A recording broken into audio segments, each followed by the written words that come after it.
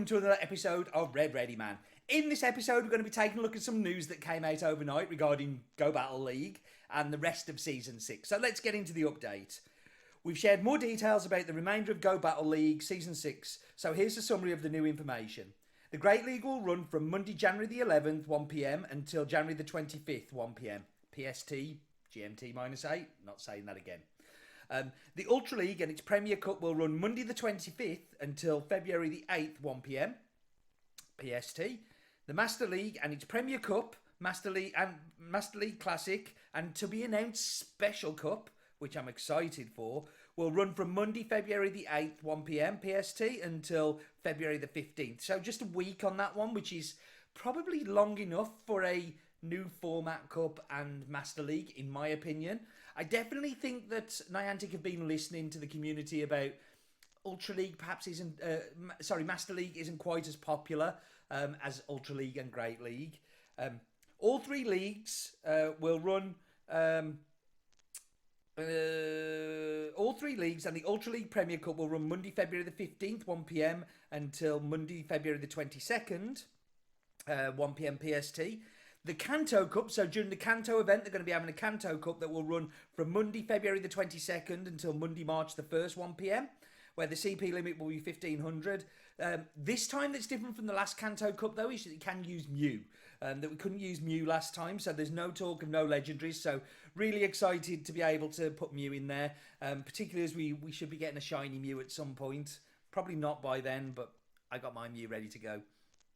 When you reach rank 20, you'll be guaranteed an encounter with Frillish, which is making its Pokemon Go debut. Now, this is a Pokemon, its evolution has a really interesting moveset, and there are some lots of potential of coverage with this Pokemon, so very excited to see Frillish come.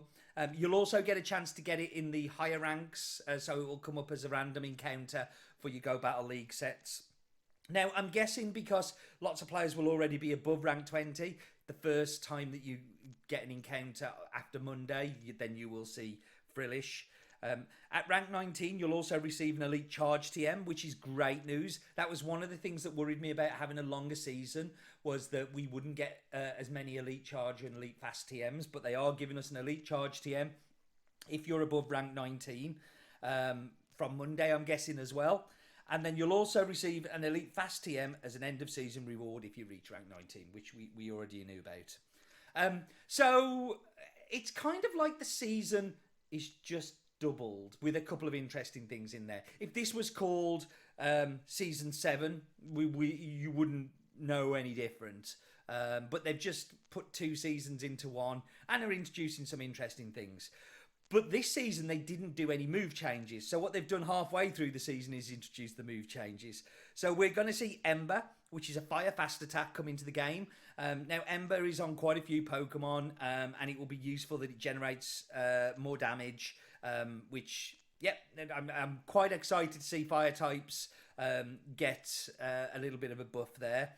Karate Chop, this fast type fast attack, fighting type fast attack will generate more energy. That's really good. I mean, counter for a long time has been the fighting fast move dominator. So Karate Chop maybe will give an opportunity to get to those charge attacks a little bit quicker, which is always a good thing. Now, this is the one that didn't surprise me in the least. I've been expecting this ever since they said they were going to move change halfway through the season. Bubble, the water type fast attack, will now deal less damage. That is Azumarill being nerfed. We've seen for a long time that Azumarill has owned the Great League. It has been number one in the rankings all of the time. They are everywhere. And I, for one, am not sad to see Azumarill just get a little bit of a nerfing down. It's still going to be a strong Pokemon. It's still going to have a lot of play, but maybe not quite as dominant as it currently is. This one I'm not surprised by either. Razor Leaf, the grass-type fast attack, will now deal less damage. This is squarely at Victory Bell and the Grass Hole teams. This is trying to get away from the tap-tap-tap win. I think Niantic have listened to the community and decided that Shadow Victory Bell I don't think was meant to work that way, and it just worked out that somebody found that it did, and then it was everywhere. I don't have a problem with the Grass Hole teams, but I know a lot of people do, so it's fine. I'm not upset by it being nerfed. This one is really interesting. So Crab Hammer, Kingler, a couple of others can learn. The water type charge attack will now deal more damage. It was already a nuke. Like, this is kind of going to be off the chart. How do you make it more powerful? If you can land Crab Hammer in the right situations, it's devastating.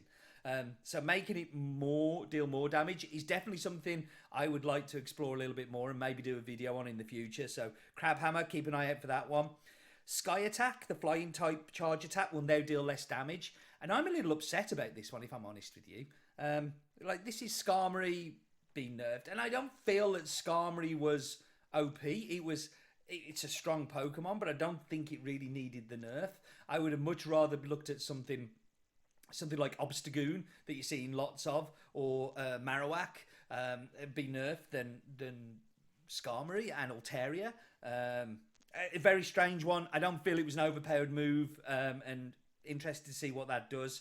Rock Slide, the rock type charge attack, will now deal less damage. This is really going to affect Pokemon like Tangela. It's going to affect Pokemon like Machamp. I'm knocking my microphone around. I'm getting very animated about it. You can see I'm very upset about Rock Slide being nerfed. It's a great coverage move. It's normally on Pokemon that aren't rock type, or certainly where I've seen it. And it'd be a shame. I think it's a real shame, particularly as Ancient Power got a nerf a couple of seasons ago. That was another rock move. Yet we've not really seen a lot of love given to rock, so we'll see.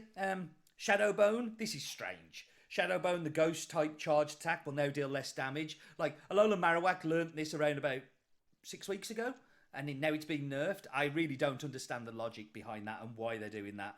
But hey, that's fine. The following attacks will be available to Pokemon that couldn't learn them before. So, Fire type Weather Ball will now be on Kanto, Vulpix, and Ninetales. Interesting to give that coverage, and the Weather Balls just hit like, bombs. So it's really good. Ice type Weather Ball will now be on Vulpix and Ninetales from Alola.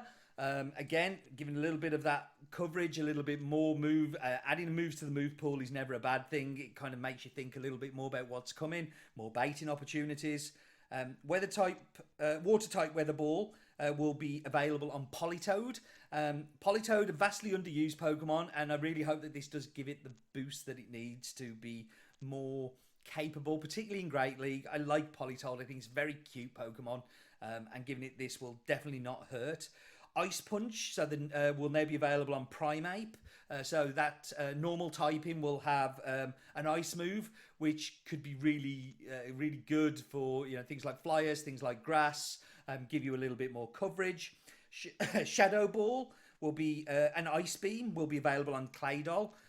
Shadow Ball is just in the right circumstances, it just wins everything. So I've not seen a lot of use of Claydol. I've seen a couple of videos on YouTube, but never really see it in Open Great League. So be interested to see where that one lands. Tri-Attack will now be available on Porygon 2. So before it was only Porygon Z that could get Tri-Attack. Now you can also have it on Porygon 2. And I think that's a good idea because I think for the meta, for Great League in particular, Porygon 2 probably has more play than Porygon Z. Porygon Z is a little bit weak, even though it's an evolution. You can't get it to a high enough level. Whereas Porygon 2, I think, could have a lot more play. And interestingly, and finally, Mudshot will be available on Excadrill. Mudshot is a super fast generating fast move. So I was streaming earlier, and I was using a Swampert with Water Gun because I'd messed up and I hadn't put Mudshot on it. And oh my god, did I notice! So Excadrill getting a real boost there. It gets a bunch of energy together in a quick way. So be interesting to see whether Excadrill makes a rise through the ranks, and we'll definitely see that from Monday, I think, when this launches. Really excited for this news. Really good that they're still investing into GBL and keeping it fresh and keeping it new. And really good that they're giving us charge TMs and fast TMs of the elite varietal. Really will help.